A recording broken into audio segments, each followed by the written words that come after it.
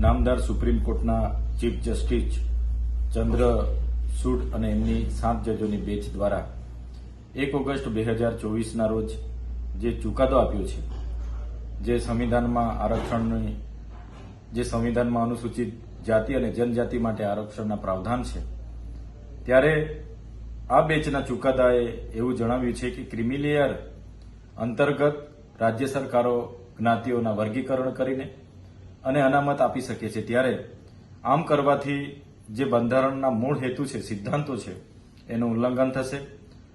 આરક્ષણમાં વધારો કે ઘટાડો કરવાની સત્તા આર્ટિકલ 341, 342 મુજબ એ રાષ્ટ્રપતિ કે સંસદને જ હોય છે।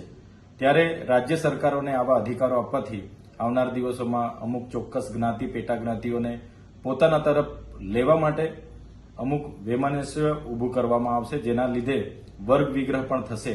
એટલા માટે આ ચુકાદાનો અમે વિરોધ કરીએ છીએ અને જે રીતે ભારતના એસટી અને એસસી સમુદાયના તમામ સંગઠનોએ ભારત બંધનું એલાન આપ્યું હતું, ત્યારે અમે પણ ગુજરાતના સામાજિક, રાજકીય તમામ અગ્રણીઓ, સમાજના સંગઠનો બધા જ અમે ભેગા મળીને બેઠક યોજી, ચર્ચા કરી અને ચર્ચાના અંતે આ બંધના એલાનમાં અમે પણ સમર્થન જાહેર કર્યું હતું અને આ બંધનું એલાન અમે પણ આહવાન કર્યું હતું અને આહવાનને ધ્યાને રાખીને આજે અંબાજીથી ઉમરગામ સુધીના તમામ જિલ્લા, તાલુકા મથકો હોય કે તમામ બજારો હોય, સજ્જડ બંધ રહ્યા છે।